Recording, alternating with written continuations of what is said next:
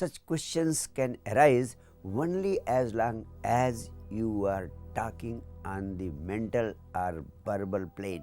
Just because you don't have any experience of the soul, a number of questions will arise in your mind and you will like to receive answers verbally on the mental plane. But once you happen to realize your own self, you will find that all your questions are futile. They are quite irrelevant. Such questions are pertinent simply because you don't have any experience of the soul. Your question is like the question of a blind man who can ask pertinently whether he would be able to grope in the dark with his stick even after he gets his eyes.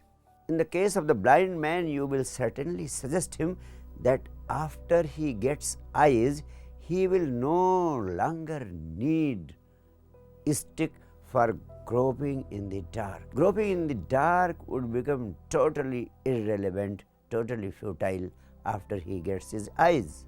But it will be very difficult for the blind man to understand because he cannot imagine a life without stick and without groping in the dark. Similarly, at the moment you are groping in the dark with your ego because you don't have any experience of the soul. You are also groping in the dark just because you don't have eyes in the form of experience of the soul, and your ego is the stick with which you have been groping in the dark. The moment you just become totally alive, this ego is totally lost. It drops down on its own. This very ego has been the part of your unconsciousness and the cause of your miseries in life. When self-realization happens, your ego drops down on its own. The question itself will stop arising. It will die its own death. In this regard, I would like to tell you a beautiful small story. A very famous philosopher of his times, Maulingaputta, asked certain very serious and deep questions of life from Buddha.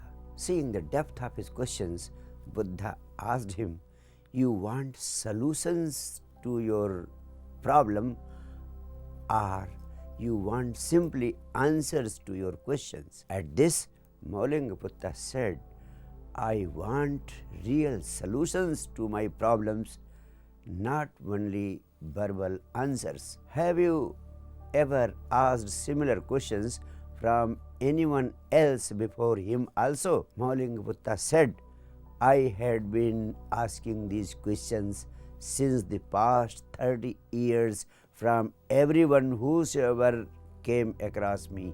Everybody has been giving me answers, but I have not been able to receive solutions."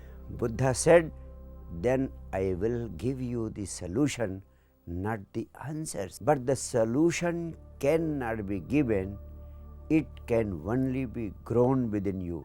And for the same, you will have to live silently with me for 1 year. After 1 year, you can ask me any question you want to ask."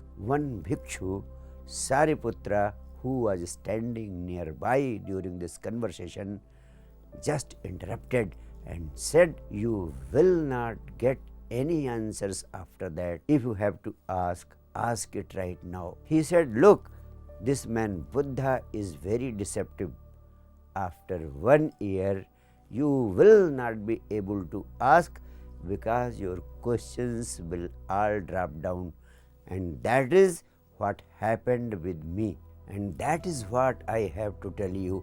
If you can learn the art of living in silence meditatively, one day you will experience your soul, and with that experience, all your questions will drop down.